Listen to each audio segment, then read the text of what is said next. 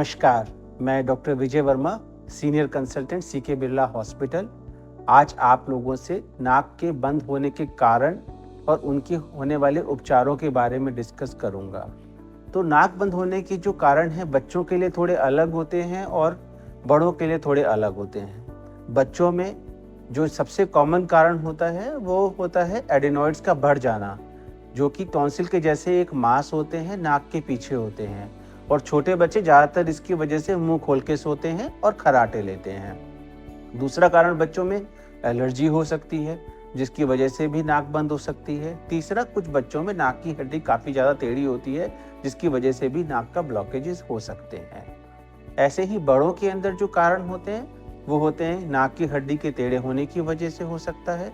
दूसरा कारण हो सकता है कि अगर आपको बार बार साइनोसाइटिस होता हो, मतलब कि जुकाम होता है, वो हमारे साइनसेस में भर जाता है, उससे बलगम इकट्ठा होता रहता है और नाक ब्लॉक रहता है। कुछ लोगों में नाक के अंदर पॉलिप्स बन जाते हैं, जिसकी वजह से भी नाक बंद रहता है और उसके साथ में भी हम प्रेजेंट कर सकते हैं।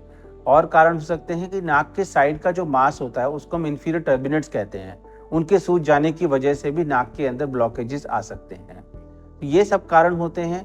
कुछ लोगों में एलर्जी होती है, जिनके अंदर छींकें आती है, नाक से पानी आता है और उसके बाद में नाक बंद हो जाती है।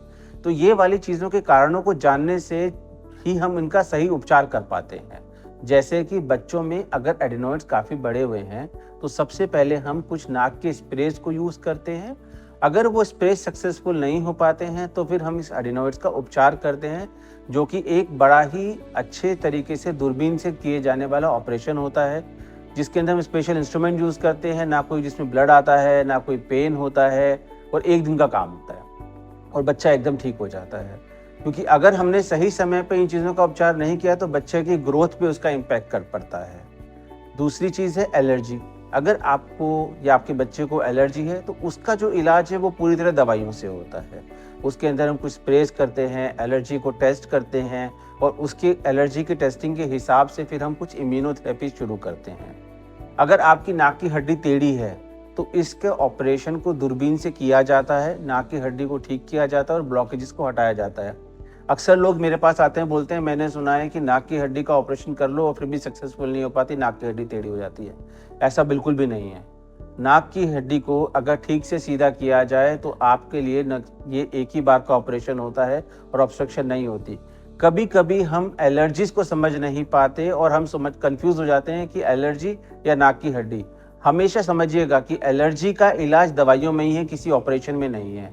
तो इसीलिए कभी कभी अगर आप एलर्जी के लिए ऑपरेशन करवा लें तो आपको लगता है कि मुझे पूरा परिणाम नहीं मिला है। इसलिए जब भी कभी ऑपरेशन करें डॉक्टर से जरूर पूछे कहीं मेरी एलर्जी तो नहीं है साथ में कंट्रीब्यूशन, ताकि आप पूरा इसका इलाज ले सकें। सिमिलरली अगर आपकी नाक में पॉलिप्स हैं या साइनोसाइटिस है तो उसके लिए भी दूरबीन के माध्यम से साइनसिस का ऑपरेशन किया जाता है, जो कि काफ़ी सेफ है। आजकल हमारे पास में इतनी हाई एंड मशीन्स आ चुकी हैं, एंडोस्कोप्स आ चुके हैं कि जिससे इस ऑपरेशन को हम पूरी तरह से सफल कर सकते हैं। बट हमें ये जानना जरूरी है कि हमारे जो पॉलिप्स हैं उनका कारण क्या है, क्या ये एलर्जी वाले हैं, बिना एलर्जी वाले हैं। क्योंकि एलर्जी वाले हैं तो हम आगे एलर्जी पर ट्रीटमेंट करें, उसको ठीक करें।